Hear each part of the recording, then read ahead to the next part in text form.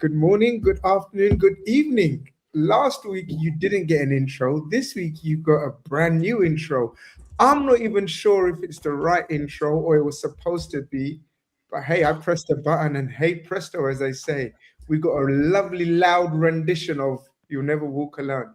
And you'll never walk alone.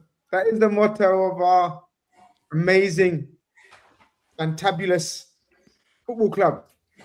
And we're here, as usual. What do they say? Rain, sleet, or snow? Come rain or shine.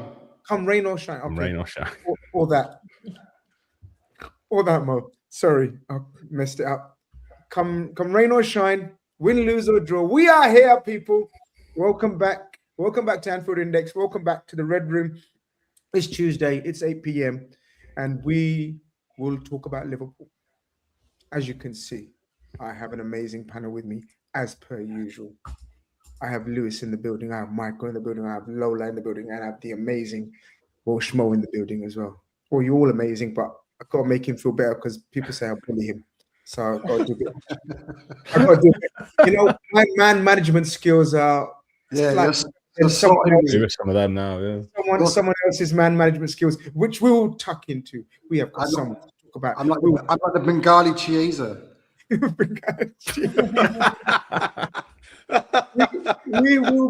We'll be covering topics galore, people. So many topics to cover, so many things to get into. But just my usual ritual of asking how everyone is, because this is what we're here for, right? Red Room, therapy, community. We're here to talk. It's good to talk. Lewis, how you been, my friend? Well, this is what we're drinking tonight, so we're definitely not in the best state. Let's be honest. I didn't know we were allowed to drink on the show. No, it's fine. I'm a professional. Look, I don't know. I'm just sort of. It's mental how we've came from where we were 1 week ago to this period of time now, and I mean that sort of like I'm a diehard fan. We're all diehard fans. We all have this club, but you know when you get to that point where you just sort of like, I'm not arsed. And like, there's a match coming up against Sunderland away that I should be looking at and thinking, bank of 3 points. We've got this. We're the champions, and I'm just looking at it as, oh my god, like how bad's it going to be? And I'm not confident at the minute, but I'm sure as this goes on and the ranting comes out and the sort of euphoria of being able to express my feelings progresses, you know, we'll get better as the show goes on. I'm surrounded by great people, so happy for that, but just not happy with everything else to do with football, to be honest. And Chelsea are 1-0 up, so brilliant. Lovely start. Michael, how are we, my friend? Good to see you. I'm very good, thank you. Thanks for inviting me back. Second time on. Looking forward to it. But I'm a bit like Lou. The apathy is unbelievable. We're going to Sunderland tomorrow, and if you went and asked some of the fan base, they might take a draw. It's Sunderland, and we're the champions, and some of us might take a draw, and I think we need to win. But I think it's the apathy that just it's kind of dragging you down. But apart from that, glad to be here. Yeah, exactly. Listen, we're here to talk. We're here to help each other. I'm struggling. I'm not going to lie. People that watch me on the Big Six will know that I took one hell of a beating. I felt for you, man. One hell of a beating this week. The watch along, I was so confident. Lola, I think you was confident as well with me. We spoke on WhatsApp and we both felt let down for the first time. No, not for the first time this season, but this one hurt me in a weird way. Explain your feelings. I think it almost would have been easier to shake this one off if we'd played badly. I think the thing that scared me the most was second half. It literally went exactly how, Grizz, I think you and I expected it to, which was Anfield was up. We were all over them. We were creating chances and we got the goal. And I was like, I wasn't even surprised when the goal went in, not just because we'd been on top, but I fully expected Szoboszlai to score it, which is a really weird feeling. And then I didn't even feel nervous. You know, I'm sitting there and City were attacking the Annie Road end second half, which is where I was sat. And I'm sitting there thinking, I'm not feeling nervous when their goal came it kind of registered as like mild confusion. And I think that in a nutshell is why I'm so disappointed, because everything was right. The crowd was right. The team played well second half and we got beat. And that's really, really, really scary for me for the rest of the season. Mo, was you there? No, I didn't go. Was that a conscious decision not to go? Or are you actually not feeling it anymore? Because I know you're diehard. Or did you just not get a ticket cheap? Like which? No, I had a ticket, but I had some family commitments, unfortunately. Okay. So would you have gone? Yeah, I would have gone. I support my team through thick and thin, and that's what we do. So, but yeah, I'm frustrated, like a lot of people are, but I'm just angry as well because I don't like where my club is going. This is just my opinion. I know I've probably got a lot of pelters for this, but just, it's my opinion. I want him out. I can't see a positive end to the season if we keep him. I'm questioning the owners. There's a manager there. There's even an interim in Gerrard, if you want, just a manager bounce looking around at other clubs, what they're doing. I know we keep getting told it's not the Liverpool way, but so is losing 9 and 12. So is conceding 6 last-minute goals. That's not the Liverpool way either. So is getting run round with, our press is just off the ball. We are one of the worst teams I can imagine to watch at the moment. I compare watching other teams off the ball. We are one of the worst. It was just so easy to play around, and it's got to the point where that game against City was the straw that broke the camel's back for me. Totally, the energy, the love, the fire is gone in my belly right now, if that makes sense. No, listen, first and foremost, no one should. I'm seeing a lot of this pelter stuff online, and I was just literally speaking to someone who comes on this show and having a private conversation with him. He's having a lot of tiffs on X with fellow Reds, and I said it's really not worth it anymore. I mean, it's like you give an opinion and just leave it at that. I mean, trying to convince people of either being slot in or slot out, or FSG and FSG out, is beyond.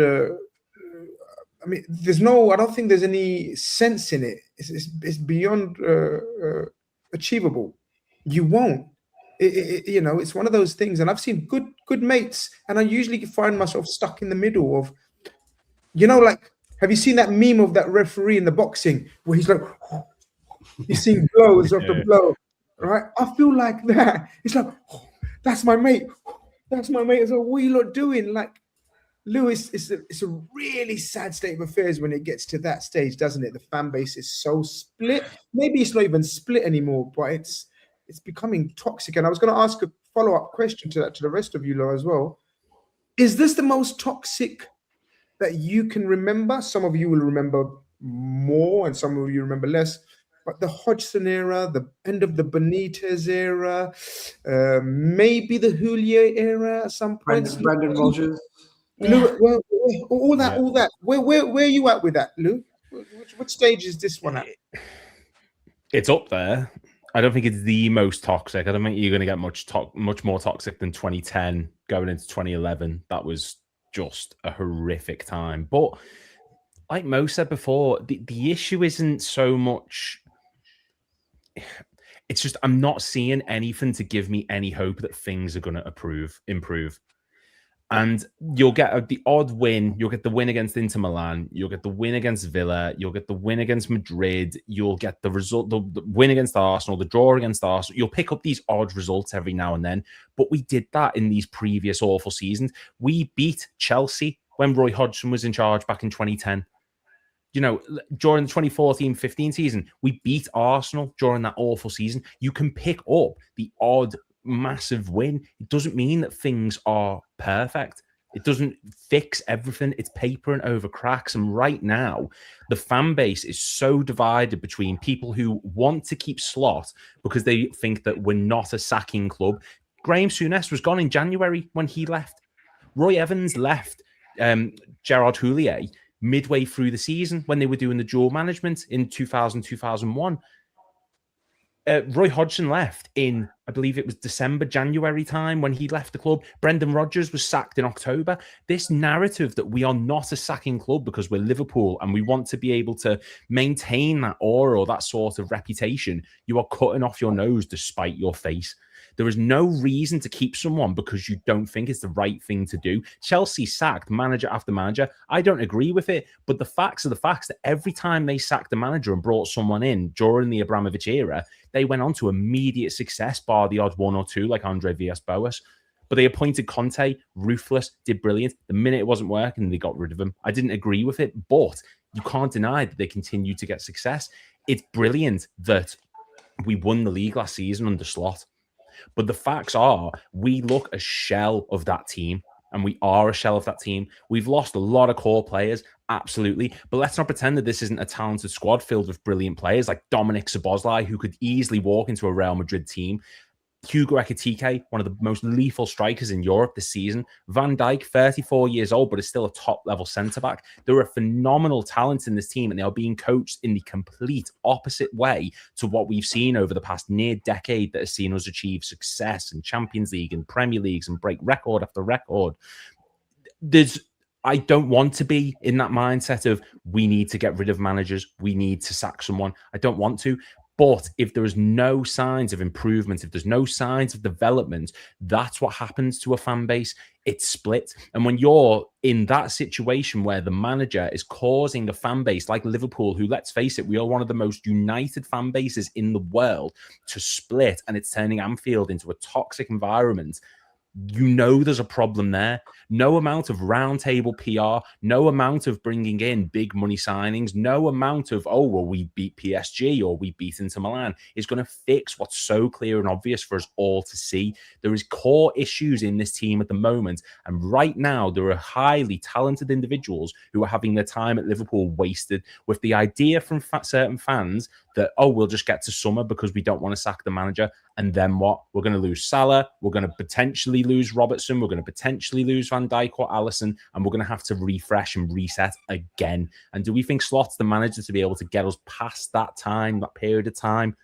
Not for me personally. So I understand why the fan base is split. And I understand why everyone is at each other's throats. For me, though, it's not good enough for where we should be, where we expect to be. I don't see a rationale to be able to keep the manager at the moment. And I feel like I just completely diverted away from the question. And I'm so sorry, but I feel like that's been sort of bubbling up for a good number of weeks now. And it's not, you know.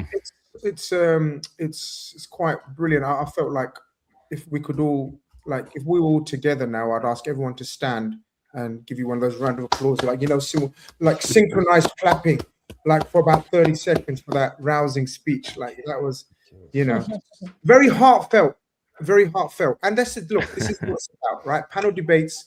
This is why we bring this panel debate to Anfield Index. We have a panel, we have differing opinions, and it's always good to hear different people in the chat giving their different opinions as well. And this is the beauty of football, you know, and let's keep it to the beautiful side. When it becomes personal, when it becomes very snipey and, you know, tit for tat, then I don't enjoy it. And I like to take a backseat and I stay out of things. Michael, that was very heartfelt from Lewis. And as he said, it seemed like it was frustration built up, sort of watching us the season so far and on the back of what we had done last season. Are you of similar thought, or I'm absolutely... Yeah, genuine applause for Lou there. I couldn't agree more. And I think that the points he made about other managers when we left, that was almost a different Liverpool. We're much better than that now. We're almost we all kind of thought we were back in our perch. We were spoiled with Klopp, and we had that sense of identity that everybody could get behind. And it's the point that Lewis made is, where's it gone? Even in his press conference today, talking about, I've tried different things. I made a sub and then we got beat, and then I kept the same players on and we got beat. Well, maybe it's not the subs. Maybe what's happening behind it? It's the way we're playing. Just saying, I've tried making subs and we got beat, and I kept the same team on and we got beat. It's not Sunday league. I think that's where we are. It feels like we've fallen so far, because I think you would find it really difficult to go and find any Liverpool fan who didn't think that we absolutely strengthened in the summer. And then when we had all those first wins, we're like, oh yeah, we're going to do it all. And then for it just to completely fall from our feet, but again and again and again at the same things. And that's the bit that Lewis is making, it's spot on. What's he really changed? All right, it's got we're a little bit harder to beat, but we're nowhere like where we were. Manchester City outran us on Sunday. How?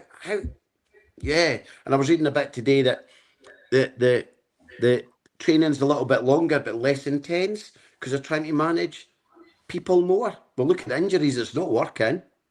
I just don't see. He's not done anything to make me think he knows how to fix it. And that's why I think he has to go. And we can't have this as a transitional season, because we will inevitably have to regroup in the summer. If we're lucky and we're in the Europa League, our potential picks have just lessened considerably. That's the knock-on effect. Never mind him saying we could only get Chiesa because we were in the Europa League. That's not true. And the things he's saying, or constantly bringing up you've only won 2 leagues in 30 years. Whoa, wait a minute. You're supposed to never walk alone here. You can't just say, oh, well, I'm doing better. It feels like, there's something, it feels like there's an arrogance that's appearing from Slot I find it uncomfortable. I think there's an arrogant stroke insecurity now creeping in. I think it might have been construed as arrogance and bravado at the start, but I think it's turning into insecurity. And I think he's very insecure now about his job, which suggests that maybe behind the scenes, him and his entourage have a feeling of maybe a changing of the guard is taking place. So he's like the guy that's getting sort of knows he's going to get shot, and he's just taking a few shots in the dark himself in case he finds a target. I don't know. Couple of heartfelt messages. Michael, I think you may have something in the background. Is there something on TV or something? I can hear it. Someone's got a TV on in the background. No, I don't think so. Unless it's just an echo from you. Okay. Sorry about that. No, that's all right. Is it up? Can you hear anything now? No, it's gone now. Well, maybe my phone is next to. No, it's Michael, because I can't hear anything now. I've muted Michael, and so there's nothing there now. But yeah, Lola, heartfelt message to everyone watching. What's your views on the thing? We're getting heartfelt views out the way first and foremost today. Yeah, I think, like I said to you last week, Grizz, defiance was what was front of mind for me going into the Man City fixture, and it was defiance that I felt in the stands. So I'm not necessarily sure that I saw a divided fan base at Anfield on Sunday. I think, like I said, the scariest thing about Sunday was that you saw the best of what Liverpool can be. You saw, in lots of ways, the best of what this group of players can be, the best of what the manager can do, because, he regroups at halftime in a first half where we were dominated and didn't have a shot until the 26th minute. He regroups, changed something, and we completely reversed momentum second half. So I think it's really hard to see where we go from here. You know this from previous shows that I've been in the camp of, I think there needs to be a change made. But I think it's Slot also. We've talked about his entourage. I think he might be sitting there kind of wanting a change to be made himself. I saw something, you never know how reliable it is with Indicator, about how Slot believes his style of play would be more suited by Bayern Munich or Barcelona. I read that today. I agree. I agree. I totally respect his desire to play football and appreciate it, because good football is a massive part of our identity as a football club. But maybe that's right. And I think what you're starting to see is both parties, players, manager, club, start to think about their exit plans. And I think, I'm not necessarily sure it's arrogance, but I think it's definitely a bravado about protecting his identity for future jobs. And I think we've seen with some of the players, the comments players have been making in post-match interviews, that they're trying to protect themselves. So I'm not sure I would describe it as toxic as the end of Roy Hodgson or even the end of Brendan Rodgers, because that was really, really horrible. But I think apathy is probably the word, is probably that everybody is looking at each other going, I wouldn't mind if this all ended tomorrow and it was announced that Gerrard was coming in as caretaker until the end of the season, which I don't know if it's necessarily a good thing, but I do think that board, players and manager would all be like, shrug, okay, if it was announced that the manager was leaving tomorrow. Mo, I think what doesn't help the situation is sort of seeing the impact clubs around us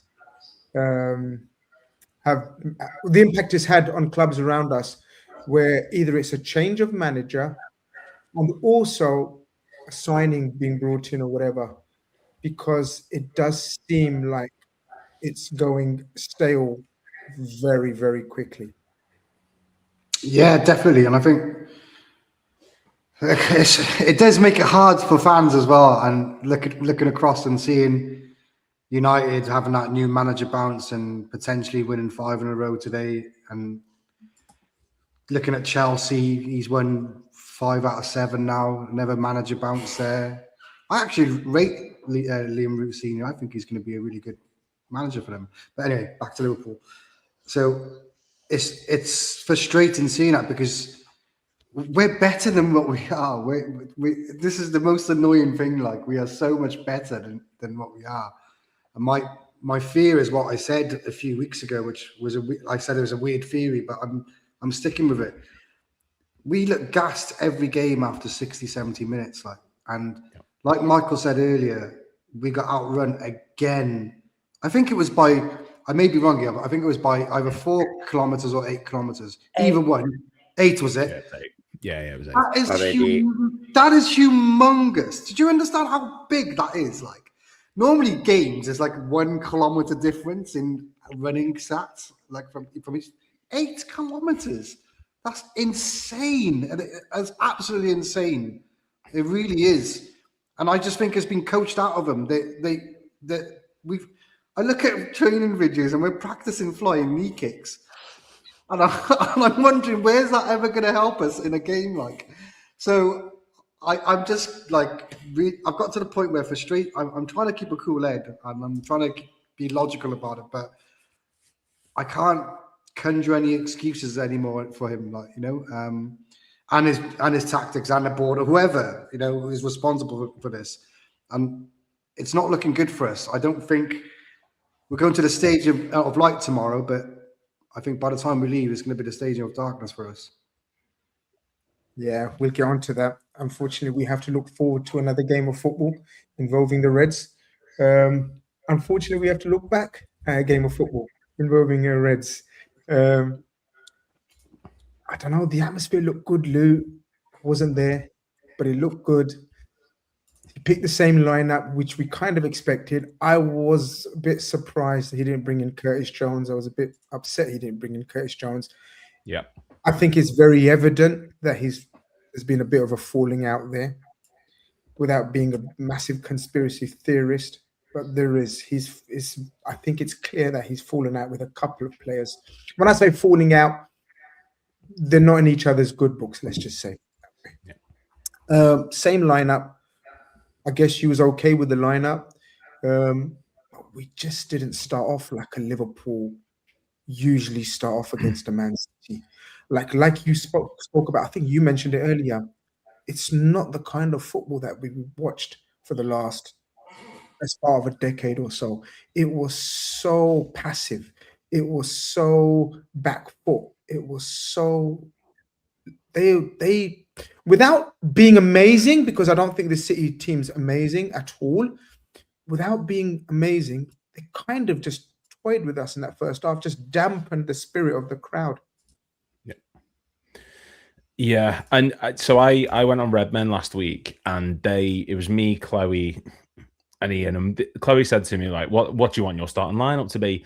And I said the most important player in that starting lineup in midfield is not Wirtz, it's not Gravenberch, it's Jones.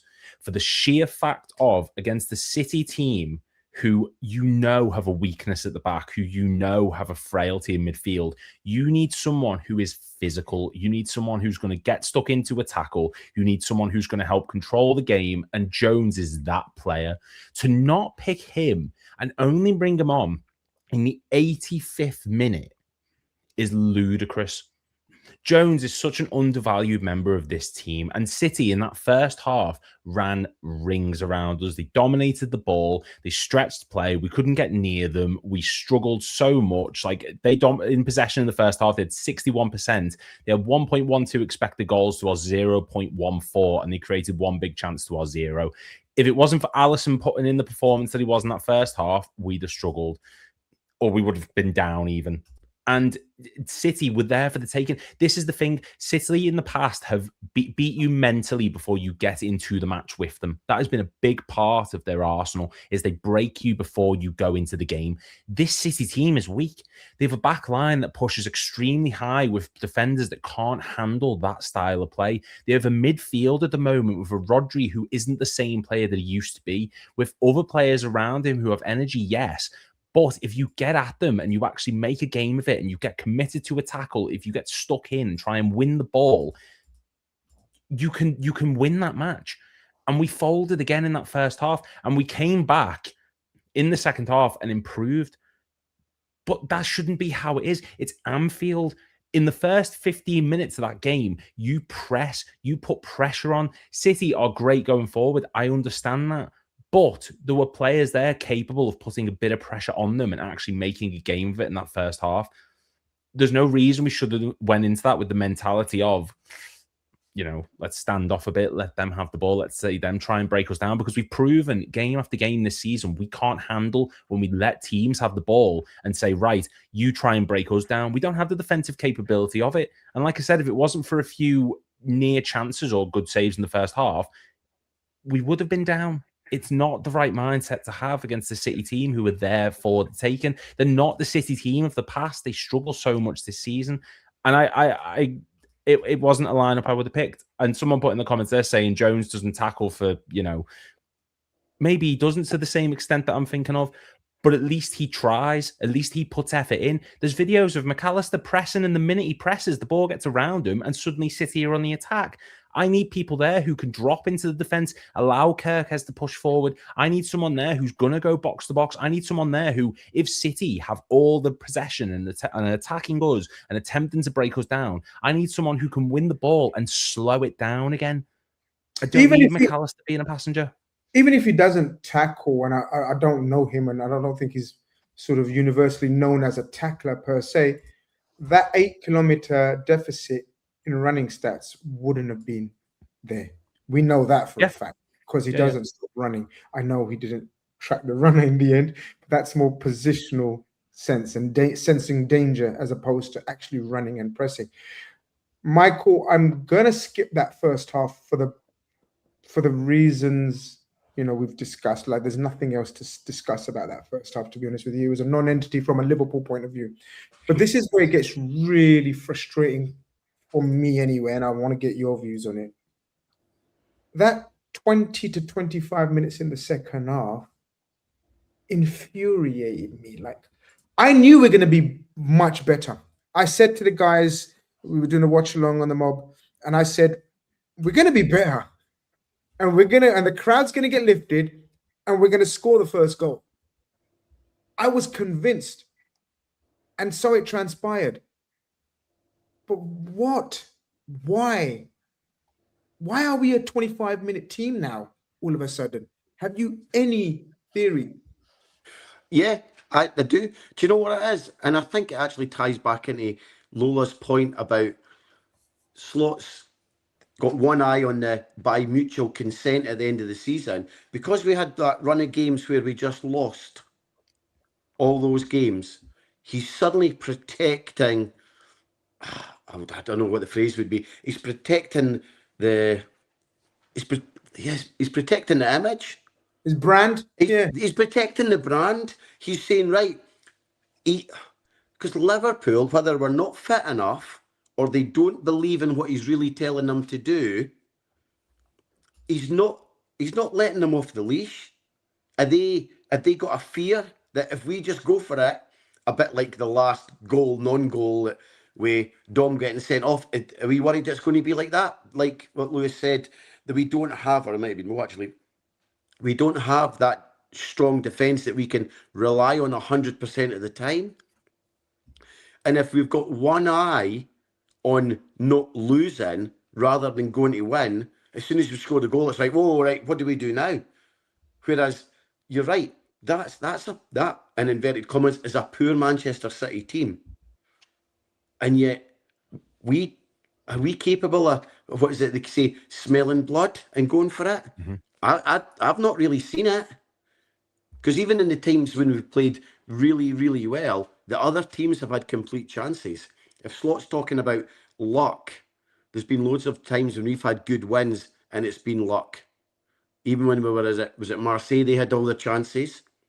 Newcastle in that first 25, 30 minutes, they played us off the park, and yet suddenly we're all thinking that Liverpool have appeared. I think it's the we don't have the fitness, or we don't have the genuine belief to just go for it. And I think that's probably why it's frustrating for you, Grizz, because you can say, well, great, Liverpool have turned up. Well, why have you stopped? Keep going. We've got it in us. I think that's my theory anyway. Mo, I'm going to let you have first dibs on the one piece of glory, happiness, enjoyment that we had from that game, and that was the opening goal, and the Hungarian Gerrard comes up trump again. People laughed at me. Well, you're not laughing now, are you?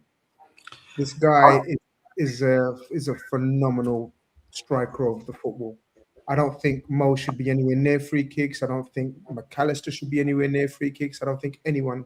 I think he should take every free kick from every angle, every corner, every set, everything. I think he should kick the football as many times as possible.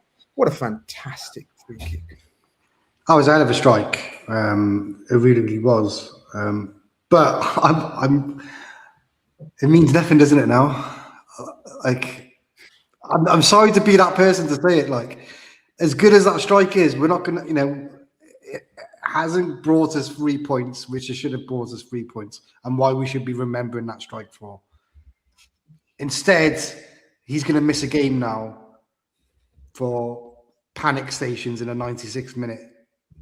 I mean, honestly, was there a need for Alisson to go up? I'm not blaming Alisson, by the way, but was there a need to try and salvage a point?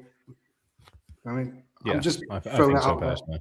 there. Yeah, exactly. So it just stinks of panic, and I just echo everything that Michael said. I agree with Lola as well about Slot, and I just think either he knows it's coming, or he's trying to protect his brand, like you said. But I just get confused.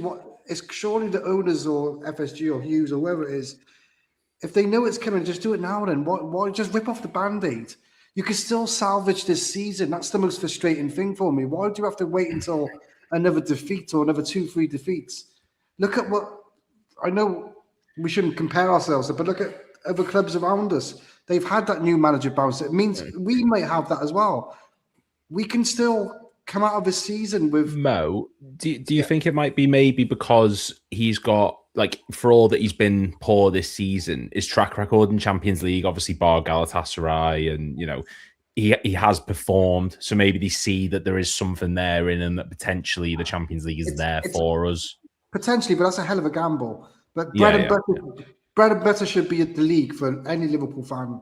I know we love Europe, but the league should be bread and butter, and that's where you should be judged on over a 38 games a season.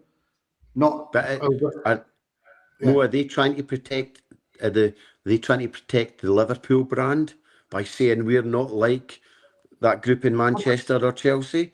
I said, yeah. I don't know. Well, like I said, maybe they are, but we've got rid of managers before who have not performed. It comes to a point where it's untenable. And what is that point for Hughes and Edwards or whoever calls that?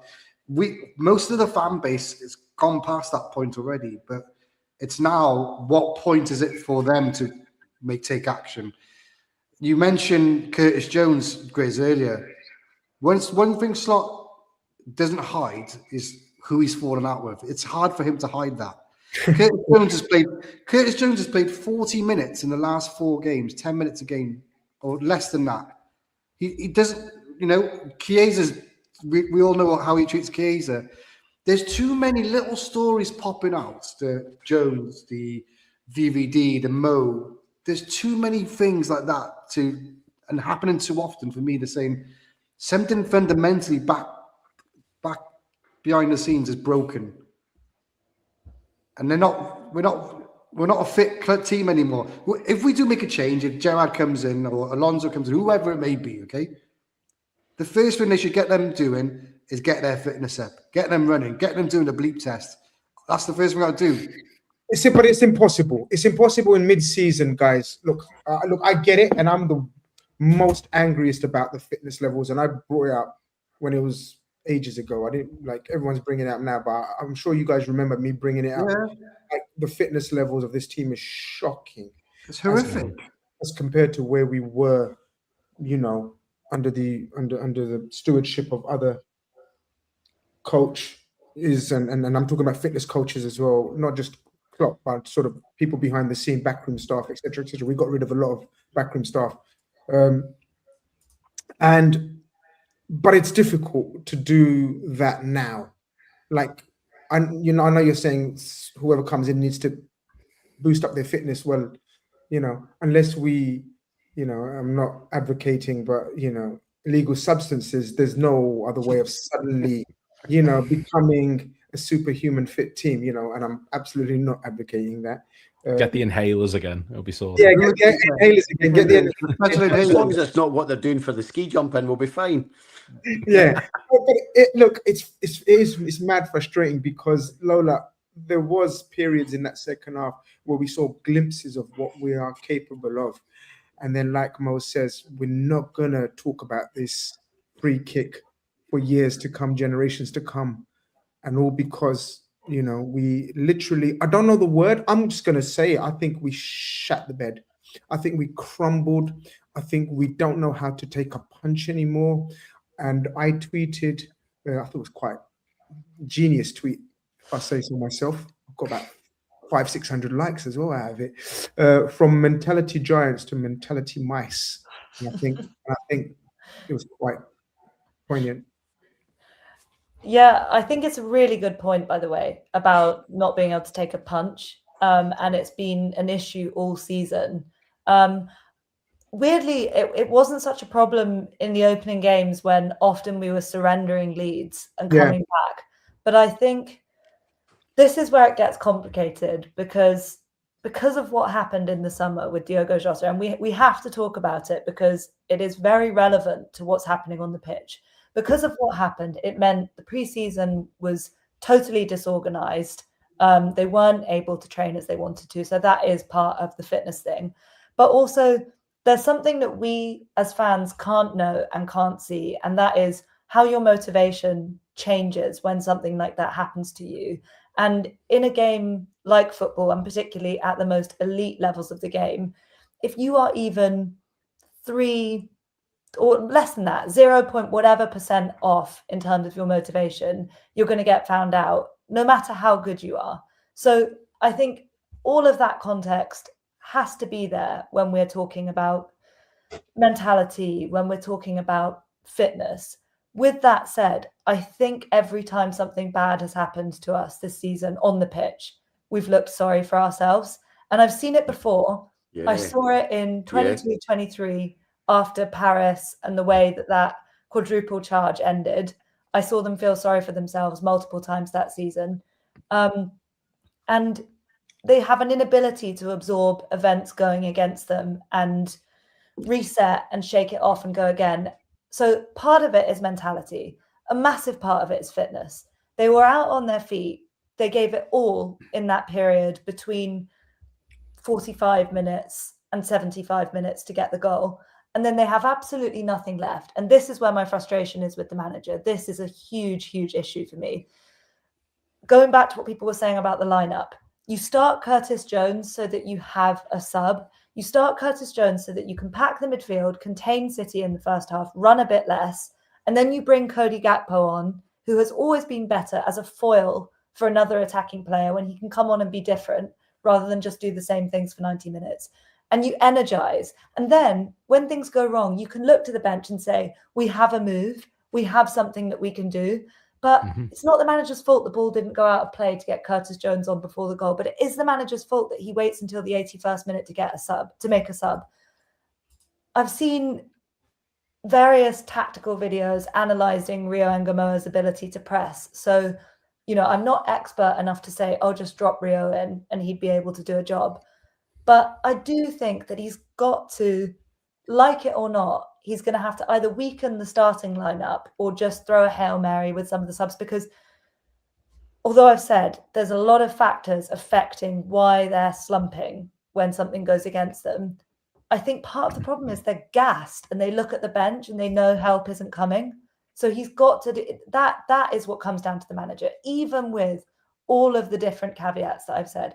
Comes down to the manager when you choose to make the substitutions and how you choose to set your team up in terms of starting 11.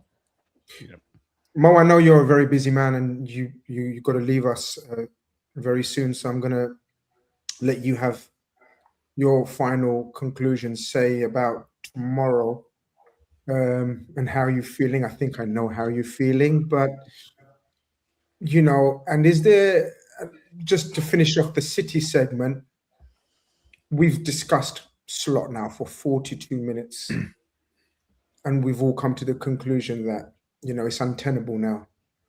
But I questioned the players as well during the week. Is there any players that you want to really, have a go at? Because it's fine. We laud them when they do well, and it's only fair we grill them when they continuously let us down. And I feel as though there's a few that really need to feel the wrath of Mo. No, not really. I'm not a player hater to be. Player hater. I'm not a player hater to be fair. Everyone's had a go at Alisson this week. A lot I've seen online. I think it's a bit unfair. Alisson's a legend to me. Yeah, he had a brain fart moment and he came out. But why did he come out? Because guys, Mo, I want to stop you. I'm so sorry. Why can't you have a go at the players? Why are you struggling to criticize players, but you're not criticize? And it's not go at you. I'm just saying generally. Yeah. We're not struggling to criticize. And I use the manager who 6 months ago we were singing his praises. So why are we? Almost hypocrisy here at play, guys. No. You didn't let me finish. I was saying, everyone's having a go at Alisson, okay, and I'm not the type of player to single out an individual who's but consistent. You have I have before, but in this season, I singled out everyone because to a man, collectively, they haven't done their job. Agreed. And that's but why is it only Slot that comes out of or some people's mouths? Because it's his tactics that they are following, and what it looks like if one person didn't tell them to run 8 kilometers less. He didn't tell him to run at all. We're not a running team anymore. When we went at 1-0, we should have gone for the jugular, went for the second. Yep. What did we do? We sat back 10. Slot was giving it all out, slow down. Wrong tactics. There's been many occasions this season when we've gone against Newcastle, when we took the jugular. That was the player's decision. You can see Slot on the sideline going, slow down. We've been told not to run. That's my opinion. I generally think we got a goal and we thought, okay, we can hold on to this. We're going to drop back 10, 15 yards. And we just invited them on. They played around. Like you said, I'm frustrated that we write off a half every game. Every game we write off a half for some reason. Why? Why can't we start off the front, boom, bang? No, we got to write off a half and then come out second half and play 20 minutes better. But to be fair, we did that loads of times last season as well. Yeah, And I think the reason we pick on Slot is because he has his favourites and he's utterly ruthless this is with it. only some players. Because at the start of the season, Kanati was absolutely honking. And you could do a whole hour just on why is Gakpo playing? Getting 90 minutes every week. I agree 100%, and that's what I said. Certain players do have to get called out. Like we've called out certain players throughout the season. But if you, my view now is collectively, each to a man. It's a team thing. Liverpool are a team, and if the tactics are not getting played out, then they're all to blame. And the tactics then start as slots. So if you follow the chain up, follow the money. You know what, as they say in investigations, you'll find the crime. It goes to all roads lead to Slot, in my opinion, and that's from the training methods, his coaching staff, his tactics, the way he sets the team out, our mentality when we go up a goal or when we're chasing. Everything comes down to whatever tactics we're trying to play. Mo, it's always a pleasure having you. I'm sorry, my buzz and my energy is just been sucked. The life has been sucked out of me. Really No, we love it. I love it. Do you know what? Though? Can I just end in saying something? Before you go around and ask everyone, I know you're going to continue. We're the type of club, right? Everyone thinks it's going to be bad tomorrow. Even I think that. Do you know what? We'll probably win tomorrow now. I guarantee you, we're such a yo-yo team. We'll probably win tomorrow. And that second half should be the catalyst. I'm not complaining of winning at all. I always want my team to win 100%. But it's because no one on this panel, none of us want to be right about Slot. We all just want Liverpool to win. And that's the thing. That's absolutely the debate that's going on. And we can see how far we're dropping down the table. Like people are saying we're behind Everton now. Oh my God, what's going on? Yeah. We can be 11 by the time we play tomorrow. Newcastle's winning, Everton's winning, so it's a great night. Man United. If the whole fan base can see the way we're going, and that's down. So why can't we have a reaction? Why can't our owners or whoever calls the shots do something? But anyway, I apologise. Chat, like, and subscribe. Lola, Lou, Michael, Grizz, thank you very much. It was a pleasure. Never a chore. Up the Reds. We're going to beat them tomorrow. Got to stay positive. 2-1 Liverpool, and love you all. I'm so sorry that I've got to. Nice one. Take care. Speak soon. Good night. Speak soon. It's tomorrow, Lewis. If we lose tomorrow, that's it, right? Or do you think no, they still won't make a change or move? No, I don't think we will lose tomorrow, because we've got about 10 minutes left. We need to discuss tomorrow.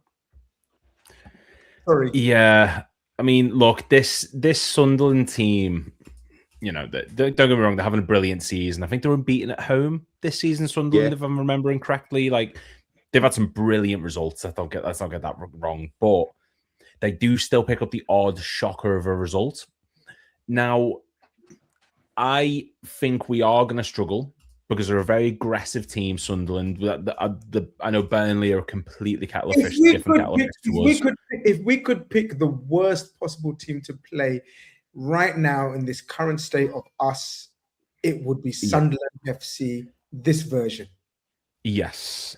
Yeah. And that's the thing. Sunderland at the moment, like, they're very lethal in front of goal. Like, their actual shots, they're like, I think the 4th bottom in the Premier League, but in terms of their actual shots on target, I believe they're 9th. They're very aggressive. They like to stretch play with the wingers. The midfield is energetic. They're aggressive. And the Burnley game last week showed that they've got lethal finishers. That Tadibi, that finish that he took from long distance was superb. And for Liverpool right now, who we just can't outrun people, but unless it's Newcastle or Karabag, we aren't aggressive. We look passive. It's so easy to beat the press. This Sunderland team at the moment at home, who, for all that they have declined slightly in recent weeks, there's still Europe to play for them. It's the worst time, I think, to be playing them. But having said that, even if we do lose, this is not going to be the end of Slot. I don't think Slot is going to be sacked from Liverpool until it's mathematically impossible that we get top 4 or top 5, or we're out of Champions League.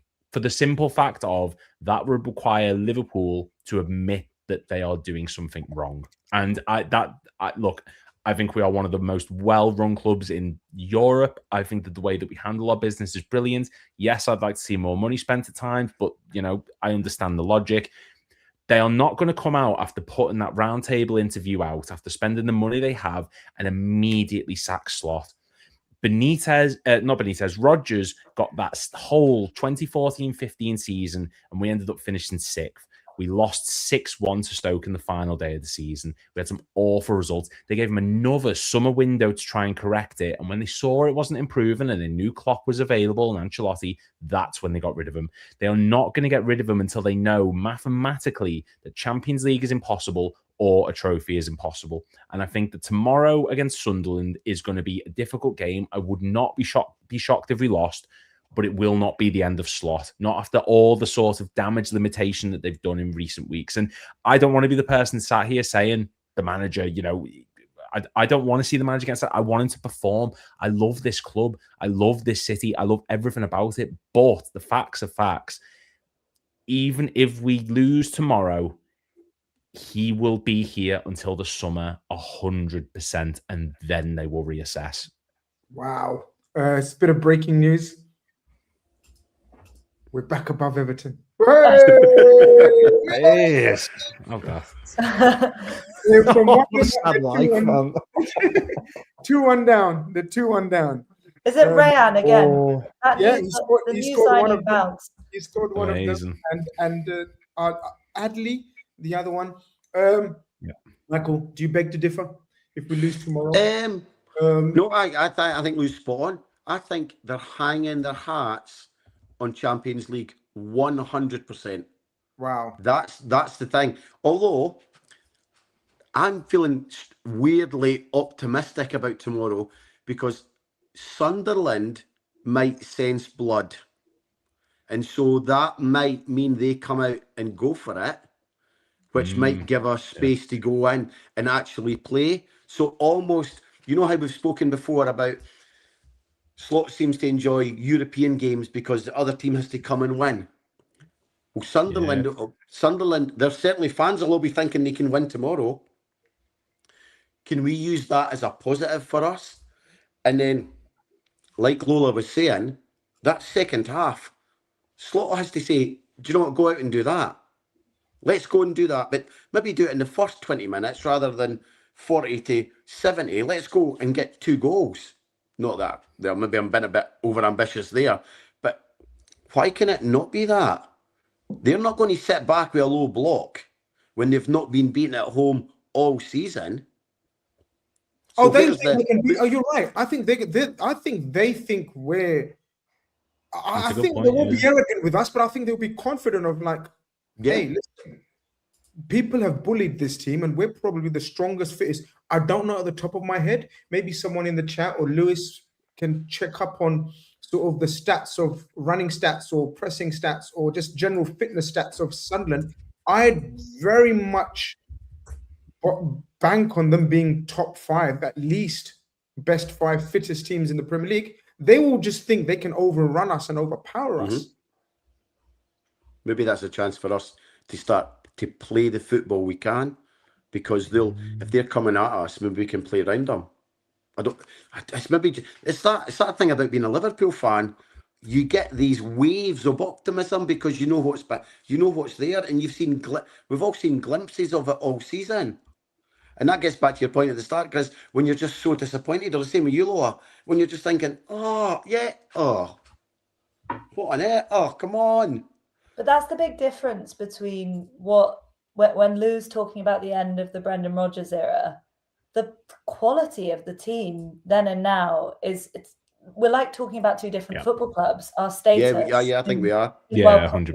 But if anything, that's what's been doing my head in all season. Like you say, Michael, it's like you can totally see how good these players are. You can there's no excuse kind of thing. Yeah. He should be getting more. He should be getting more out of them. We have the players that everyone in Europe would like to have signed in the summer, and they are badly coached, I think. Thanks, Andico. He says Everton red card, Grizzly O'Brien. That helps our cause. Jake O'Brien, the big lump. Good player though. No, player, I've got, Grizz, sorry, I've got an interesting takeaway that's like, it's a little bomb to throw in there. If you ask the fans to have Gerrard as an interim, while we all love him and worship him, he's an absolute legend. If you'd said a year ago or at the end of the Klopp era to a majority of the fans, would you take Gerrard as an interim? How many would have said no? But apart from Rangers, what's he done? So you have to then ask, why do they want Gerrard? They want Gerrard so they run like Dom, or they put the effort in like Curtis Jones. And it's not because he's not. What else has Gerrard done as a manager? It's because there's that sense of identity that's missing. And that, arguably, when we're saying, right, we'll take Stevie G as an interim. I don't know if that's not quite ambitious, is it? Apart from what he brings as a legend, and he represents how you should play for Liverpool. You're right. Yeah. Doesn't sound like an FSG strategy, right? From what we know of FSG, very long-term thinkers, right? Smartest people in the room and all that. Sometimes needs must, and sometimes you have to think outside the box or do something different. And this is purely speculation, or we're just sort of trying to work out why we wouldn't make the change now. One of the reasons would be that Alonso wants to take over in the summer. And if that was the case, then absolutely Stevie G makes sense in the short. Mm-hmm. I think if there's going to be an interim, it's going to be Steven Gerrard. I think it's named. I'd agree with that. I don't think there's anyone else. I think we'd accept some of us, not me, some of us would accept anyone right now, and I think that's totally wrong. Yesterday, yeah, stupid, 100%. Right? In a strange way, sorry to interrupt, guys, Stevie G's qualified to take it through how he played for Liverpool rather than his managerial credentials. Absolutely right. You're right. Mm-hmm. We need Stevie G, the inspirational motivator, aura, good vibes to just take us through to the next 5 months, 4 months, whatever it is. And then the strategy would be Alonso, long-term, back to Liverpool Football Club, planning ahead for the future. Mm-hmm. We're running out of time. Lola, I need you to get inside the head of Slot and think of the lineup for tomorrow. Don't know if he's got much options. The right back thing is giving me nightmares. Because you mentioned something earlier and you said sooner or later you're intrigued to see, or you want to see him throw a Hail Mary and just do a mad lineup. Yeah. Since I don't think he's. Do you remember Klopp used to do mad lineups, guys? Yeah. Yes. Right? Yeah. He still hasn't done a mad lineup, and I don't think he will. But he's under pressure. Right, can I drop a mad name? Can I drop a mad name? Ooh, Chelsea 2, Leeds 2. Hello? Yeah, go on. This night keeps getting better and better. Told you into red room. Go on. Okay, mad name. Joshua Abe. Let me just say why. Sunderland aren't scared of us. And I'm not saying he should start, by the way. Sunderland aren't scared of us at all tomorrow night. The team sheet's going to drop in its current form, and one of Wataru Endo or Curtis Jones is going to be at right back because Szoboszlai is suspended, and Gomez, by all accounts, will be back on the bench but not fit enough to start. What if you're a Sunderland fan walking into the stadium, or even a Sunderland player looking at the team sheet? What's going to make you uncomfortable about Liverpool? I mean, obviously we have brilliant players, but right now you wouldn't be feeling particularly respectful towards them. You would be fearing getting embarrassed by a dribbler like a Rio Ngamoa or even a Joshua Abe, someone who can really put their name up in the headlights like Rio Ngamoa did at St. James's Park, and just take all the attention and pressure away from these established pros that are doing really badly and light a fire in their belly. Like, I hate picking on Cody Gakpo because I think it's important to say he's a big figure in the dressing room and a really, really good guy. And he's absolutely good enough to be part of a Champions League title winning squad at Liverpool. He just shouldn't be starting. But he's too nice. I want to light a fire in his belly. He's 6 foot. He's the weakest 6'3" player I've ever seen. You've said this. Yeah. So I want to see a Rio Ngamoa or a Josh Abbey, someone who's going to frighten the Sunderland defenders and just give them something totally different to think about. You know, it's a risk. It's a huge risk, but it's a risk that I feel we have to take, because if something goes wrong, we've got to be able to turn and look at the bench and be like, right, there's something here. Because I don't blame the players for their heads dropping when something goes against them, because there's no help. Help isn't coming. So I'm saying bring Josh Abbey on the bench purely for the fact that there'll be so much talk about it before the game that it might deflect a bit of negativity. And you know what? Start Rio Ngamoa. Start him. The worst thing that happens is you pull him off at halftime. That's the worst thing. What's interesting, Lola, there is 100%. how much the fan base would get behind that. That would buy Slot brownie points. Yeah. I mean, it sounds really strange. It's like, whoa, Yeah. you're trying something different. And so the minute any one of those two or any one of the players had a good like passage of play, you would hear the Liverpool fans going absolutely mental. That's a shout, by the way. I honestly, guys, I was thinking that the other day, that remember Klopp used to do random lineups throughout the season for whatever reason it was, whatever his theory was. This fella doesn't. Even in cup games, we kind of can predict the lineup that he's going to bring. Like, he's going to have a mixture of young and old, or squad and young. But tomorrow, I don't think we've got much choice, guys. I think the only dilemma will be right back. Just one word answers. Who's going to be right back? I think that's literally the only change that he's going to make. Lou, right back.